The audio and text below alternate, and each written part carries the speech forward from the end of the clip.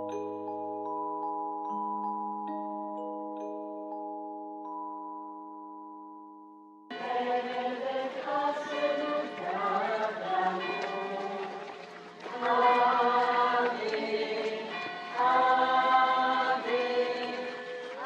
débat qui fracture alors la France n'est pas la colonisation, mais une querelle religieuse qui va durablement marquer notre histoire politique.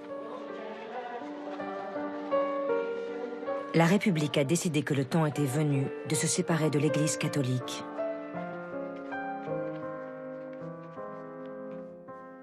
En 1902, le président du Conseil, Émile Combes, à la tête d'une majorité de gauche rassemblant radicaux socialistes et radicaux, se lance dans une laïcisation à marche forcée. La première étape est le retrait des crucifix de tous les bâtiments publics. L'obligation de neutralité dans les écoles est rappelée par une circulaire, aux grandes dames de nombreux petits villages qui refusent d'enlever le symbole des salles de classe. Un instituteur du Doubs, dépité, écrit à son inspecteur « J'ai monté sur une chaise pour le déplacer, mais je suis un peu court et j'ai rencontré de la résistance. Je sais aussi qu'il sera replacé aussitôt qu'enlevé. Une émeute est à craindre. Toute la population est surexcitée. Il serait prudent de différer à vos ordres encore quelque temps. »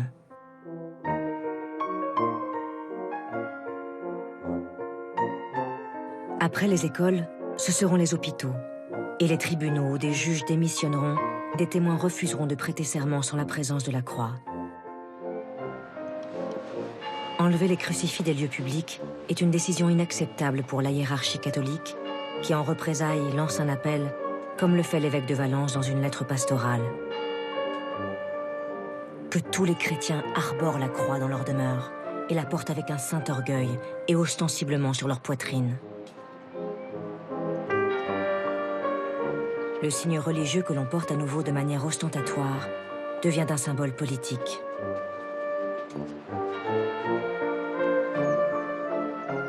Mais l'étincelle qui va déclencher une guerre religieuse, c'est la volonté du gouvernement de remettre en cause, au travers des congrégations, l'enseignement catholique. Des milliers d'écoles confessionnelles sont fermées sur décision administrative et la plupart des congrégations religieuses sont interdites et doivent abandonner leurs monastères, propriété de l'État depuis la Révolution française. Dans les villes de province, la réaction est vive, notamment en Bretagne, où l'on manifeste avec force pour défendre ces écoles confessionnelles. Mais le gouvernement est intraitable et ira jusqu'à envoyer des soldats en armes à la Grande Chartreuse près de Grenoble pour procéder à l'expulsion des moines.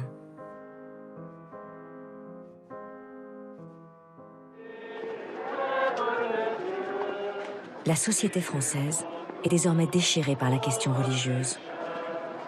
Dans les terres catholiques, comme la Bretagne, le Massif central, la Savoie, le Pays basque, le Béarn ou le Nord agricole, les processions religieuses rassemblent des milliers de fidèles qui vivent mal les nouvelles règles.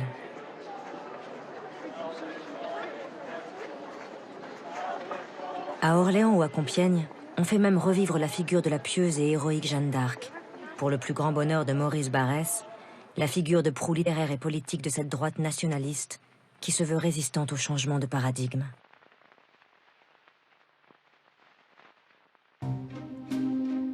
C'est dans ce climat particulièrement tendu que la majorité de gauche se lance dans un dernier bras de fer avec l'Église. En 1905 est débattu à l'Assemblée un projet de séparation des églises et de l'État. Grâce au socialiste modéré Aristide Briand, la loi tente un compromis. Désormais, l'État ne va plus salarier ni subventionner aucun culte, mais en échange, il garantira le libre exercice de toutes les religions. Un compromis qui reste insupportable pour l'Église catholique. Alors, comme le chant du cygne d'un combat déjà perdu, on manifeste une dernière fois autour des églises, notamment à Paris, pour tenter d'empêcher l'inventaire des biens qui doivent être, en signe de séparation définitive, rétrocédés par l'État à la nouvelle Église de France. Dernier bras de fer. Dernière tension. La France devient finalement laïque et le restera, marquant sa différence avec ses voisins comme avec le monde. Obtenir le droit de ne pas croire aura été un long combat, comme le proclame à l'Assemblée en 1906 le ministre René Viviani. Nous avons arraché les consciences humaines à la croyance. Ensemble et d'un geste magnifique, nous avons éteint dans le ciel des lumières qu'on ne rallumera plus.